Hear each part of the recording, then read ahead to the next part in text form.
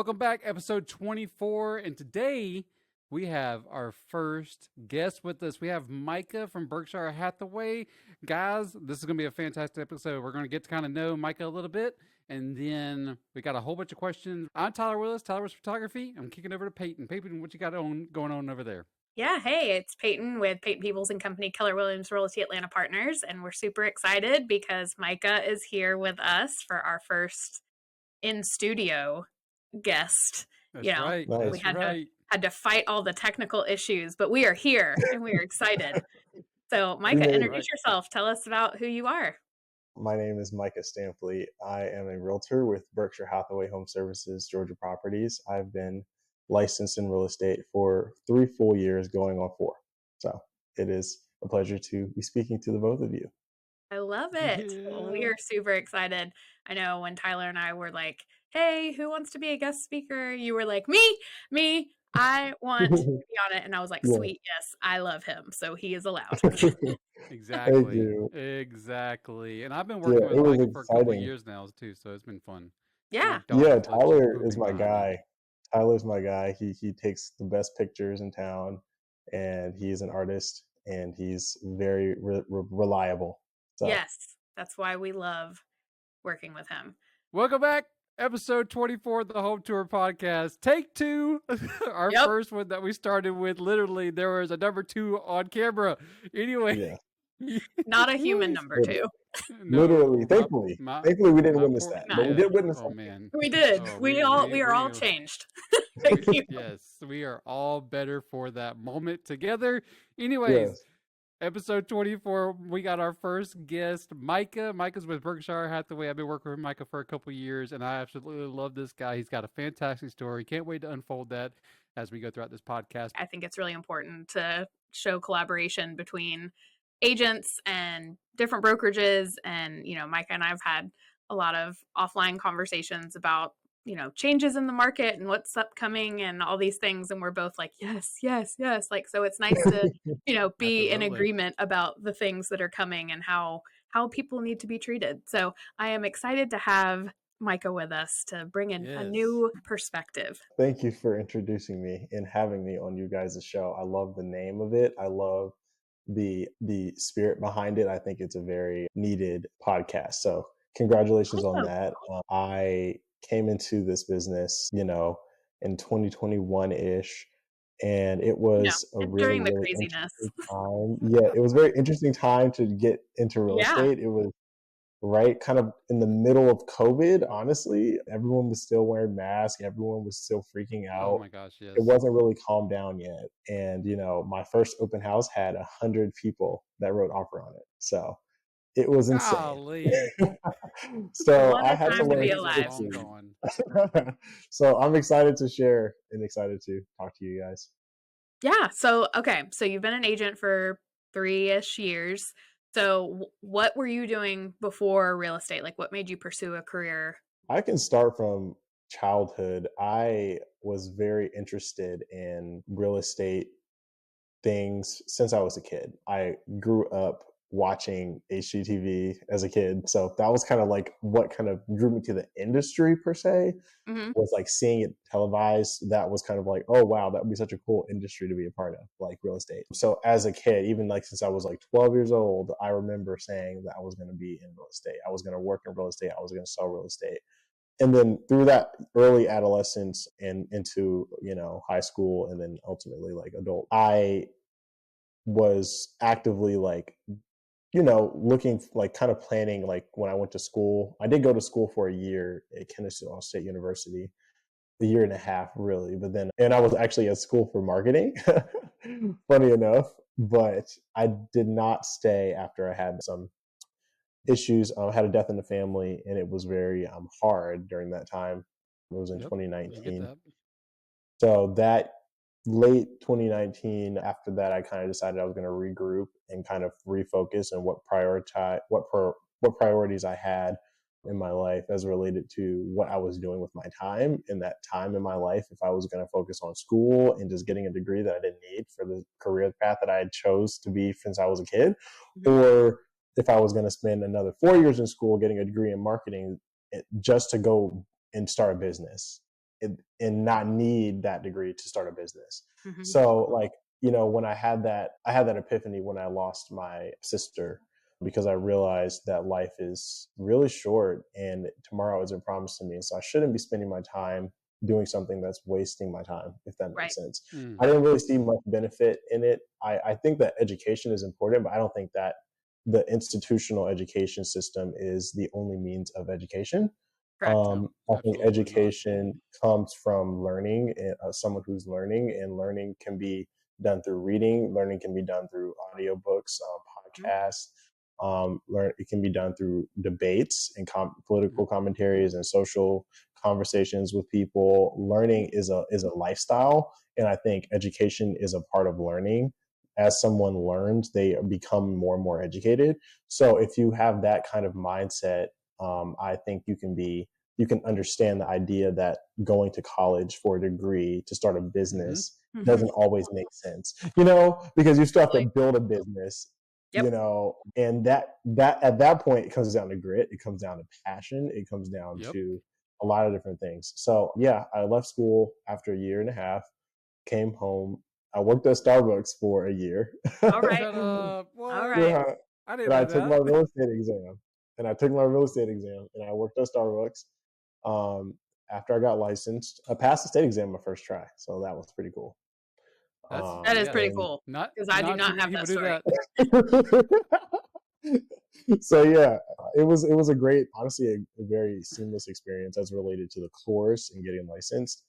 It took time because I was working a lot, but I learned and retained the information, so it was good. I did test well, and then after I got licensed, my first brokerage was with Berkshire Hathaway. Berkshire Hathaway, I have a lot of history with the agents at this company, because when I was in high school, my parents owned a restaurant in Fayetteville, Georgia. And my parents owned that restaurant, and I worked in that restaurant through high school as a barista. So I was a barista for 3 years. Nice. Wow. And our Fayetteville office was right down the street from my parents' restaurant. So they used to all come for lunch. They All used to come all come there. in there and support my family's business and That's eat there and awesome. tip us and tip me. And I would always tell them I'm going to be in real estate when I get older. And they would all be like, yes. Yes. So one That's particular fantastic. agent was the kind of the leader in the group as related to supporting our business. She went to church with my family when we were kids for many years.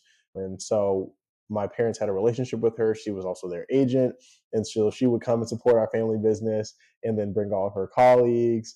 So I had that relationship. So she became my mentor. Jean Barbie Wilson with Berkshire Hathaway is my I love mentor. her. Yes.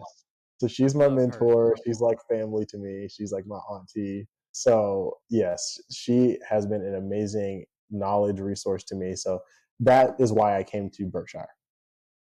I Yeah. love it. And yeah, Love it. that's how I got started. I love it. So I'm gonna ask you your first interview question. Okay. Tell me exactly the process that your parents went through to get their beignet recipe, like almost nationwide at this point. Like what's that Um, whole world been like? my mom is behind a lot of the reach and getting them into rooms. She's a very ambitious businesswoman. My dad has had a lot of international, and he has a lot of international connections just from traveling in ministry for many years. My dad's been in music ministry, so he's traveled to many continents, many countries, and met a lot of different officials, different company owners, venture capital firms, royalty, like just honestly a lot of different like amazing people. Mm-hmm. And That's just because awesome. his gift to sing that God gave him, so that was kind of what offered them the influence that they had and the reach that they had as relates to connections. I think a lot of it, but also like my mom's just like resilience as relates to keep Mm-hmm. going, like keep trying. Like so they started the restaurant, they had the recipe from the restaurant, and our family's from Louisiana originally, so we're Creoles. So like this is like Yeah, the baby. history of the beignets in our family. And they so my mom's side is the more Creole influenced Louisiana Creole, not like Haitian Creole. Yeah. So basically we have a lot of history. One of my great ancestors was a brick mason in the French Quarter. He was one of the masons that worked on St. Louis Cathedral in the French Quarter, actually. Wow. So our family has deep roots in the city, in New Orleans, in the French Quarter. So in the, Café du Monde being a beignet shop right there, but just like beignets being a Right there. deeply in Louisiana culture for so many years Mhm. because of that French influence. Mhm. They, that's been something that I think, so that's been something that's been held on for a lot of years, my family's generations, Awesome. especially on my mom's side. So anyways, that's kind of the passion behind the business. And then when they started the restaurant, they closed it after my sister passed.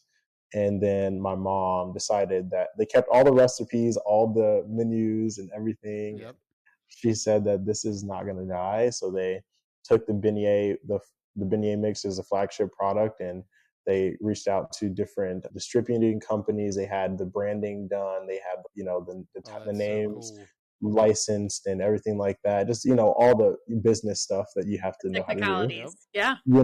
Like I said, she's just a businesswoman. And my dad is a very, he's the idea guy. Mhm. Like Yeah. he can have the vision, and because my dad actually, the recipe, he was the one who actually created the beignet recipe that we have. My mom perfected it and with him, and then took that and created this product from that recipe to then spread. So they are just an Wow. interesting dynamic combination as it relates to business and stuff like that. But yeah, so that was kind of the thing. After they created the product and all the packaging, they reached out to a distributor, and yeah, it's just been a lot of process. And then I think they started applied to be in Walmart. I don't know the process. I honestly didn't ask her Yeah. how she did it. Yeah. It was like a month later, I'm talking to her. She's like, "Oh yeah, we're going to be on Walmart.com, now." And I'm just like, "Oh wow, okay, that's amazing." And That's then she's amazing. like, That's yeah, crazy. and now then like 2 months go by. She's like, "Oh yeah, we're going to be in 300 stores, Texas, Louisiana, Mississippi, Florida." And Hello. I'm just like, "What?" That's Here's And the then, crazy wild. part. It's like listening to you talk about all of this is so interesting because we've talked about this before that Tyler's dad is a huge influence on him and yes. his Mhm. entrepreneurial spirit. My dad is an entrepreneur. He started his own business and Mm-hmm. listening to everything that you're talking Same. about with your parents and it's like there's Family, family, there's family. something to that, right? Of like Yeah. being a child of watching your 100%. parents work Yes. that Right. grind, That's Mhm. hard and that, because we know pours over into us. it's not glamorous to be an entrepreneur. It's hard. No, it is so It's hard. hard. It Oh is, my God, yes. you have to have a lot of passion. I think Right. you can't be an Mhm. entrepreneur without passion. I 100%. think you can have a job that you do for a living and Mhm. not be passionate about it. But to be an Absolutely. entrepreneur, you have to have a passion for it. Otherwise, you will never be able to sustain it, I Right. don't think.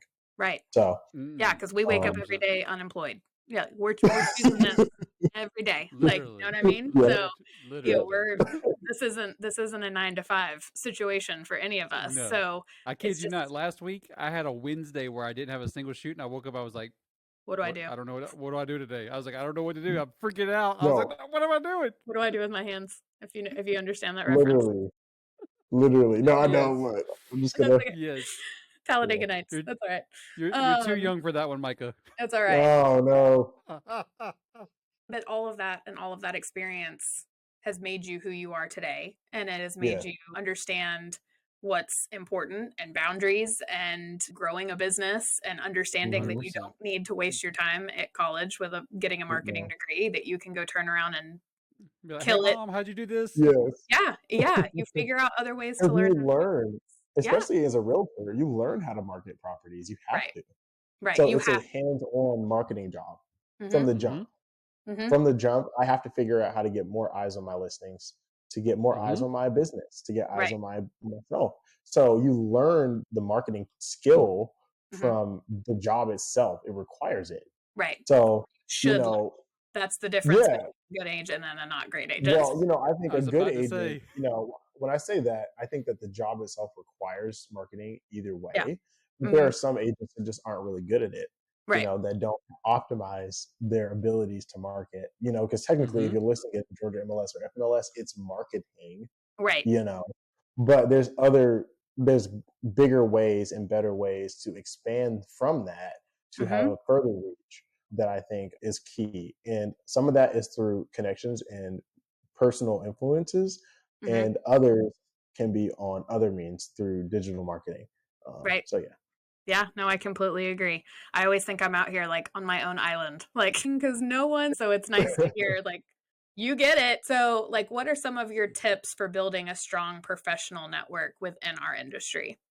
I think that the way that you can build a strong professional network is to definitely join a board of realtors. You got to become a realtor, honestly, because that's when you're going to have the network and resource of other agents in the industry from different companies, from different areas of your community. And it's sometimes, if you're a part of multiple boards, then you're expanding that network into the state level of Right. like networking opportunities and reach. So I think like that's one way. You have to be a part of a board of realtors to get a strong professional network. But also joining, I think, as a young agent or as a new agent, young in the business, let's just say that. Yeah. I think that they need to also join a brokerage that what's the word I'm looking for, that values personal face-to-face interactions on a weekly basis. And I don't recommend cloud brokerages for a lot of new agents unless they have a already large network of people from a past Right. you know what I'm saying, career. Like if Right. you're coming into it and you're like from a different state, or like if you just don't really have a strong sphere of influence where you are, I think joining a network of agents that are meeting weekly, having office meetings, going and walking properties together, discussing comps, like doing all those kind of things on a weekly basis. If you're not in that kind of environment and you're forced to do everything digitally as a brand new You're gonna agent, learn it. It's not it. you're not. No, It's not it. no. Yeah. That's why I love No, these unless masterminds you that are join like, an amazing team. Now, this is one thing I will say about the cloud brokerages. I will give them this: if they have good teams, if you're joining a team that's going to take you under their wing, that's going to be there to help you face to face and be in meetings, and you know what I'm saying, that's different. But if yes, somebody who just went to get their real estate license of their own volition Yeah. And and you're they're out coming here trying out to figure it with a out. license, they're out here with a license, they're like, where am I going to go? Yeah. I would not recommend Yeah. that they go to somewhere where there are not already people that you can walk in and see every day Right. that love are it. doing this job. So yeah, that's something. I mean, when I first started, the agent that is the number one agent in my company is in my office. So every week I see her in there. Just being around her and seeing her relentlessly in the office working, doing her job, and also like knowing that she's accessible and I can go and talk to her and I can ask her questions, like that kind of those kind of things also give you more confidence. Like if you go and you ask a question about the scenario that you're dealing with, or you whatever the case may be, and you can have that network of people to go to when you don't know how to handle something, Right. it's so important. I mean, my first offer, my broker walks me through the contract, Right. literally. Because Literally school walks me. does not teach you any of that. Right, right. Yeah. Right. Yeah. Because in school they're teaching, state laws basically. I mean, basically just laws, mostly. And then when you get licensed, you have to, Figure it you all can out. use different multitude of contracts, right? Because Yeah. there's a contract that you can just have an attorney draw Yep. up, or you can use a GAR form, Yeah. or you can use a builder contract. So there are all Right. these different types of contracts. So you don't know how, you're not Oh yeah. just going to be able to get out here and just write a contract. You just Right. won't You're know how. blind leading the blind, like Good craziness. luck. So Good luck. yeah, so it's there's a lot of benefits to joining a brokerage, a big brokerage. Honestly, I think you don't need to think. You don't. I honestly do not think you need to be worried about splits coming in as a new Not year agent. one. Yeah. Not No. year one. I think you need to be learning and going where you have the ability to learn as much as possible and build skill sets as quickly as possible, because this is a very competitive industry. And if you don't have skill Especially in our sets, area. Yes. right. Yeah. Um, there's a lot of really good, well-established agents around here with a large spheres of influence that overlap sometimes. Mhm. So you have to be very, very aware and sensitive to that. So yeah, I think you have to go where you see success and go where there's knowledge that can be distributed easily to you. So yeah. 100% agree. I'm over here like preach, keep Yes. talking, because Literally, like, I personally didn't want to join a team. I didn't, just because I felt like I didn't need to join a team to be able to. I felt like I was confident enough in my ability to learn the business and put myself out there to gain the business. Mhm. I knew that I could gain the business and I didn't need someone to hand it to me. Yeah. Now, not every team is going to hand you business, but it is a little bit of a step up as relates to, starting a business. If you don't have an already sphere set up, Right. yeah, it's going to be a little bit easier when you have a team that's feeding you business or teaching you or letting you work alongside team members or whatever the case may be in transactions and stuff. So yeah, I think that's something that kind of is valuable. But personally, I felt like I didn't want someone else's name to receive recognition for something that I did. That you If were I had doing. great success, Yeah. especially if I had great success. Right. So Peyton's got yes, that's stories another on that reason. one. Oh yeah.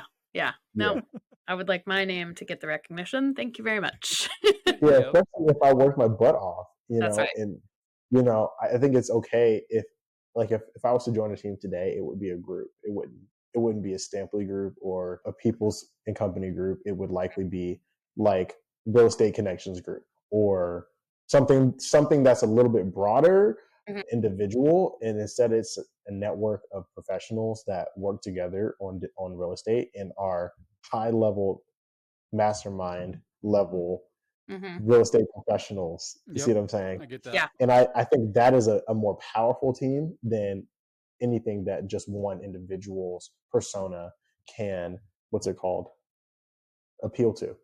Mhm. So that's something that at this stage in my career is what I would likely desire if I was to go to that stage. But right now, I am very content But right now with you're crushing it right now, just as Micah. So I That's mean, just don't Micah. do that. Yeah. Yeah, just don't do Micah. anything differently. So, well, I'm gonna take the next question on this one. This one Okay. goes more into the personal. So, like, how do you maintain a more like a healthy work life balance in this like insane profession that we've all chosen to be in? I've realized this past week especially, I have to be reminded of it constantly. I don't like, just because I know what the best thing for me to do is doesn't mean I always do it. Sometimes I'm just like, ugh, like life gets hard, you get frustrated, you get tired, and you're not consistent with what you know is going to keep you grounded. So I definitely believe and know that my relationship with Jesus, my faith, is what keeps me strong in those trying times, in those times where I feel like I'm serving my absolute best and it's not enough for my clients. I've had, plenty of scenarios where I felt like I felt like I needed to do more or I couldn't do anymore, but because I couldn't do anymore, I felt bad about it, even Mhm. though it wasn't possible for me to have a different outcome, Yep, I get that. you know? So I recently had a situation on Father's Day where I just needed to go and spend time with God and really pray and just give him my frustrations. And no matter what, every time that I do that, peace, Just and floods over. I'm just like, I'm good. I'm not going to stoop down to the level of a level of character that is not what is conducive to my beliefs. Right. And also, I just want to make sure that I'm treating people in the way that I want to be treated, even if I was wrong. You know what I'm saying? If Mhm. I was wrong and I was belligerent about whatever thing is going on, and I'm capable of being wrong just like the next person, I would hope that that person would not tear me down, even in spite of my shortcomings. Mhm. So just having mercy and being gracious to people is something that honestly helps me heal. So when those moments of frustration arise, giving them the thing that I know that they don't deserve, like I don't deserve, but yet I do it anyway. Yeah. That is when I find healing. That is when I Mm-hmm. find peace, because Ultimate I peace. know Yeah. that serving is the greatest gift about this career. Serving Yes, and 100%. being there to help them and not to serve my own interests. That is what keeps me at peace and helps me sleep at night, because I know that I can only do what my job is ultimately to do, is to serve. Right. So as long as I'm doing that, I'm good and I'm happy. So that's what keeps Do me you good. know what your love So, language is, just by chance? I think it's probably acts of service. Yeah. Tyler, Number what about one. you? Are you acts of Me, service? like I'm 50-50. I'm that, and I'm words of affirmation. So Okay. See, it's mine are like, like 60-40 words yeah, and acts of service, but acts of service is my number yep, one. And I think that makes a huge difference in this mm-hmm, industry, like specifically because Yeah. exactly what you're saying, like your mission and your goal is to help serve other people, and people who feel like that's their mission truly yep, at the core, I feel like are the ones that rise to the top, because that's your sole focus, is to help Uh-huh. serve other people and help build other people. And, Mhm. whatever comes along after that is great. Mhm. mm-hmm, But ultimately you're fulfilled by the service aspect of it. And I Absolutely. love that you lead with that, and that's part of what drives you every day. Yeah, it's funny you said lead, the word lead specifically, because my broker, I learned she's definitely been she's been used tremendously by God, I think, in my life. And specifically in the attitude of serving your client and what that looks like. She's literally said to me to lead with the servant's heart, to lead Mm, with the servant's heart, always lead with the servant's heart. And, if you're doing that, people feel that, people know that, and can sense that. mm-hmm, And that is, like you said, going to cause that person to generate business, because that person is not seeking their own interest. And people don't want an agent seeking their own interest. They want an agent who doesn't seek their own interest, who serves. correct. So the person who is serving is a person who's blessed. So I think that as long as you stay there, you'll be continually blessed. love it. Write that down. Person who is serving is a person who's blessed. Amen. That's right. So you said that you specifically wanted to work at Berkshire because of the people there. So how did they influence your approach to real estate? So like main question here being, what have you picked up from just listening to conversations around the office that really help push you and you say, well, they did it this way, I could do that same way, but put the Micah spin on it. So like how does that work inside of those bigger offices?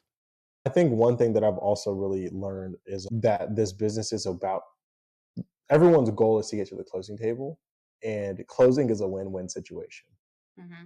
So, kind of having the philosophy that getting to the closing table is the goal once you go under contract in any transaction.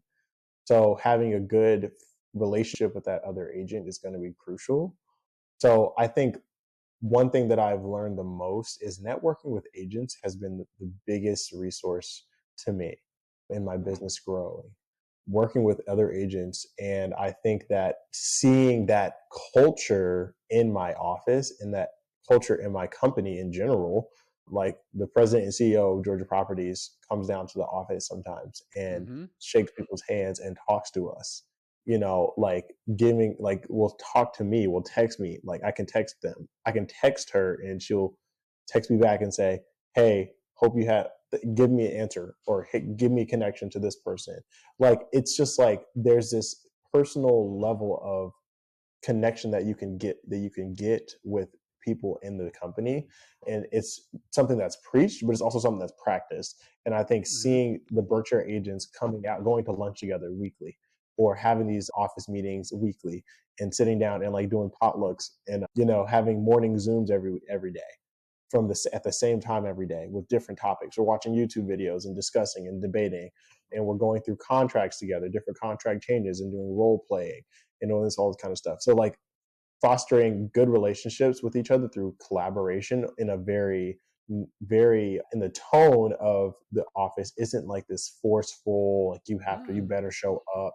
It's like this welcoming family, invitation to be a part of a group or in a family of agents that care for each other, that look out for each other, that are honest and genuine with one another, and that also help each other, whether it be sending each other business, whether it be doing things together, whether it be helping each other with open houses, whether it be helping each other with showings, and being there for each other when we need help, when somebody's going on vacation, calling somebody, knowing they're going to take care of your clients like they're your own. Like things like that are key. And I have a list of people in my office that I can call that I would trust to open a door, go show for my clients for 3 days, a week. Like if I had to be gone, if I had a family emergency, I know that my broker would facilitate and ensure that all my clients' needs were met if I had to be gone for 2 weeks. Like I know that is going to be able to, that is a case. And if I didn't have that network of individuals, trusted individuals that are professional, that are held to a standard, and that also love and cherish the standard and also practice it for their own clientele, not having the people that actually are following through with the profession and being genuine professionals and knowing contracts and being able to answer questions and to be able to, you know what I'm saying? Like all of those different things, that means, okay, the brokers that I'm in, there's a huge culture around training, weekly training, you know what I'm saying? So like, if that wasn't something that was emphasized, then we wouldn't have agents meeting as much. And if we didn't have agents meeting as much, then I wouldn't be learning that being around agents creates more business, just like being around buyers and sellers creates more business. So anything real estate related is a way to gain business. So yeah, Liberation over I think, competition. Like yeah, there's enough for yes, everybody. Like, and it's Everybody. being in that culture of, a supportive environment Support versus, Yep. you're surrounded by sharks and everybody's trying to get this one piece of business. Like system. it makes a Yeah, huge difference. that's a disaster waiting to happen Right. versus, like you said, Yeah. friends. We're starting as friends. We're starting as individuals. We're starting Right. with our story. We're starting with who we are as people. I always say I'm a realtor, as in that's what I do, Right. but it's not who I Not am. who I am. Right. Yep. And I just want to So give a being quick a, shout out to go ahead. to both of y'all's companies here, Peachtree City, Fayetteville. Like the Smith team over in Keller Williams kills it at being like all inclusive. Y'all come in here, y'all come to the office, come to these, and just get loved on. Julie over there in Fayetteville, she does a fantastic job of it. But there's some people that have some offices that don't have that. And Right. so like you could still stay in the same company, but go find the right office to be in. Right. If you have that opportunity in an area where there's like a Keller Williams like every 5 feet almost. Right. So it's like or like a Berkshire every couple of cities over. So like find the people and find the building, even if it's the same company, but you don't have to be locked into one specific building just because it's closer to your home. Right. So like Yeah. always keep that in mind too. Yeah. Yeah. And that's where joining, like, for example, we have different Facebook groups that we're a part of. So like that offers you opportunities to find, coming soon listings that you maybe have missed, or a buyer needs that may be there, or, somebody needs to help with the showing, put it out there and the whole network is going to get it. Yep. So like, all that kind of stuff is, I think beneficial. That's why it's important especially as a new agent to join a company that has a network, a big network, because that's where you're really going to find the business. I agree. Definitely. So, okay. We talk about this a lot. Our area is very unique in comparison. We have people who listen from all over the place, right? But we are constantly trying to help people understand what goes on in Peachtree City, and like that it's truly like it's a bubble, like it's its It's a own bubble. special place. Legit. Right? So what I would love to hear from you is what you think sets our local market apart from other regions. I think that there is a diverse group of individuals that have grown to love this county, especially in particularly Peachtree City as well. I think at least about Peachtree City, the most unique thing is the cart pass system, but I don't think that the cart pass system necessarily is what makes Peachtree City so cool. I think it's the thing that the cart path system does for individuals who participate in the community through it. When you're on the cart path, it forces you to be in nature, and being around trees and being in nature creates a certain kind of attitude for human beings. we need that. And then also being on a Chills. golf cart, meeting, running into neighbors and people that have dogs, Mm-hmm. people that have kids, and going to restaurants on your golf cart, and it makes the community, it forces the community to interact. And I Mm-hmm. think that is what makes it such its own culture, right? And then when you can create a culture through a community, that's what makes people love it, and that's what makes people drawn to it. So I think because of the way that it was developed, it almost forces us to be in nature and to be in community as well as being in nature. And I think that's just a really strong combination that's hard to beat. So that's Completely why agree. that's why everyone loves it. Yeah.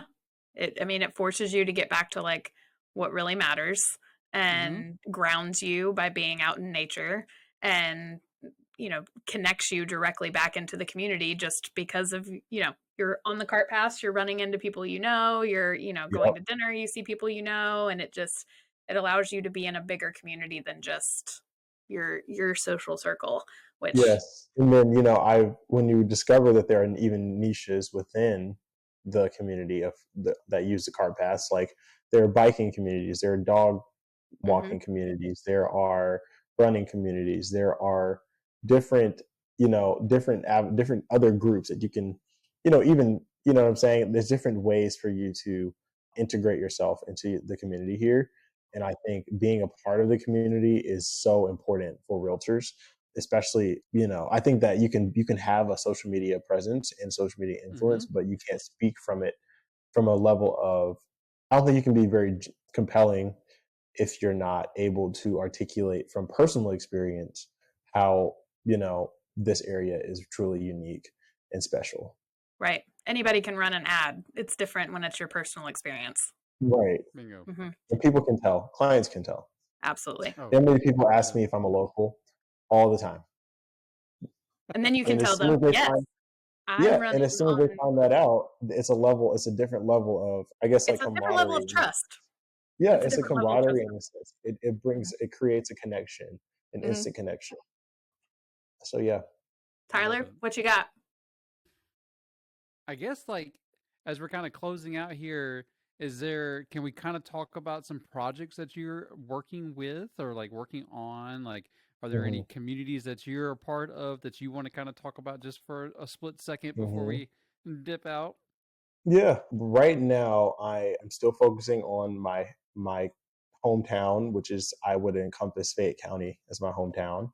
So, all of the county is really my focus, just because I have grown up here in my early adolescence into my adulthood. This has been home to me. So I'm still focusing on growing that business and fostering relationships with different agents and buyers and sellers here. So that's one thing. I'm also working a lot on a development in Peachtree City called Towson Village, primarily focusing on social media marketing and open houses to just get more buyers to come and see it. It's very hidden right now. It's off of a very, very busy strip, Highway Yeah, 54 54 is, that's pretty is a, major. it's Yeah, it's it's a huge. it's a pretty major road, and there's a sign there now, but it's tucked back off of the road. So it's something that we're trying to get more eyes on. So we have all different things that we've kind of been putting out on social that's been successful, I think, in some ways. We've had some open houses recently, and some people came that have been seeing us online. So that I love was that. great. Yeah, and I So That's thought yeah, we awesome. heard that's from five primarily what I'm properties out working there on. on Friday, so Yeah. I have 2 listings on the market right now, and then in the South Metro Atlanta area, primarily like South Fulton and Riverdale right now. And yeah, but I definitely spending a lot of time in Sonoy, a lot of time in Brooks, a lot of time in Peachtree City right now. Ships and I want to continuing tell a to quick story about go ahead. Micah. I'm not going to talk about our December. That's for another show. But my very first time with Micah was on a luxury shoot, and we get out there, and he was like, "Hey, once we go into this certain room, there's like 18 karat gold in the bathroom," and I was like, "Wait, what?" He's like, "Yeah." So like, there was gold in the bathroom. There was like gold literally, toilet seats, like gold everywhere, and What? then he was like, literally, it was the wildest thing. And Micah was like, "This is my first listing too," and I was like, "What?" Stop. What a time to be alive. Yes, Good sold for it you. for 1.15. You sold it for 1.15. Yes. With gold toilet seats and all. Good for you. That's the wildest thing. It was a cool Yes. house too, because there was one room that had all this African Art. like paintings and art and all Yes, this. and And he Wow. was like, stories. he goes, we can't go in this room because they got stuff in there that they just can't replace. And I was like, yeah, we're not going in there. Nope. That was a 10-foot pole. Nope. Listen, But- I've had so many crazy client stories and like interesting ways how I met people. It's just insane. So that's for another day. Yeah, yeah. I was about to say. So we'll have you back another time to just chat about crazy client stories and how all of That's that right. plays out in our industry. Well, Micah, thank you so much for joining us and for being a guest speaker and guest host with us today. Just thank you for also just sharing your heart about like why you're in this business and like what your passions are inside of the real estate industry. Because you know, as we all know, people 9 times out of 10 people think we're all cutthroat, and so it's not like that at all Yeah. once you work with the right group of people. Yeah, So- we're Right. constantly talking about how important it is to work with the right people, find your tribe, find the people that are Yeah. doing this for the right reasons. And so it's fantastic to have more people in our tribe. So thanks for being here. Absolutely. Thank you for having me. Cool. Awesome. Absolutely. Well, we Payton, will see you guys next week. Can't wait to have you tune in to next week's episode. And we can't wait to hear all your takeaways and things that you wrote down, your Micah quotes. Share them That's with us right. because I have a few. So we can't wait to hear your feedback. But thanks for being here, and we will see you guys next week. Bye. Cool. See ya.